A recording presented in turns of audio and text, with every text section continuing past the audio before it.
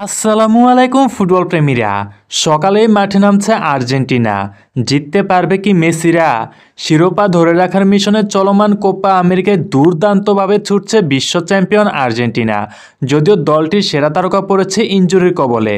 টুর্নামেন্টের প্রথম কোয়ার্টার ফাইনালে ইকুয়েডরের মুখোমুখি হবে আলবিসেলেস্তারা। এই ম্যাচে আর্জেন্টাইন অধিনায়ক লিওনেল মেসি খেলতে পারবেন কিনা তা নিয়ে জেগেছে শঙ্কা।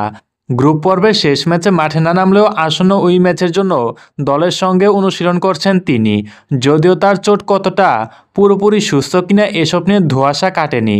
তবে আর্জেন্টাইন কোচ লিওনেল স্কলোনি বলেছেন, অনুশীলনের আগে মেসির সঙ্গে কথা বলে তারপর সিদ্ধান্ত নেবেন। শুক্রবার অর্থাৎ 5ই জুলাই বাংলাদেশ সময় সকাল 7টায় মুখোমুখি হবে ইকুয়েডর বনাম আর্জেন্টিনা। গ্রুপ পর্বের চিলির বিপক্ষে ম্যাচে চোটে পড়েছিলেন মেসি। আর্জেন্টাইন সংবাদ মাধ্যম টিওয়াইসি স্পোর্টস এক প্রতিবেদনে জানিয়েছে, মেসি সম্ভবত এই ম্যাচ অর্থাৎ কোয়ার্টার ফাইনালে শুরু থেকেই খেলবেন। সোমবার ভালো বোধ করে মঙ্গলবার অর্থাৎ 2রা জুলাই মেসি দলের সঙ্গে অনুশীলন করেছে।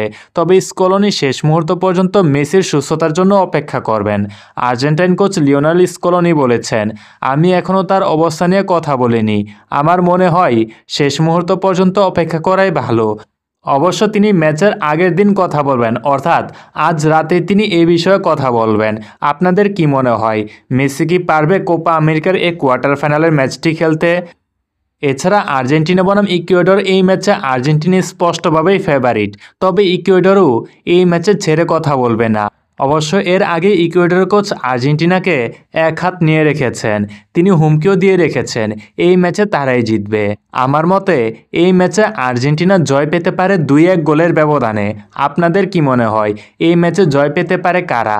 জানিয়ে দিতে ভুলবেন না। এছাড়া যারা এখনও আমাদের চ্যানেলটি সাবস্ক্রাইব করেননি, এখনই সাবস্ক্রাইব করে বেল আইকনটি বাজিয়ে দিন।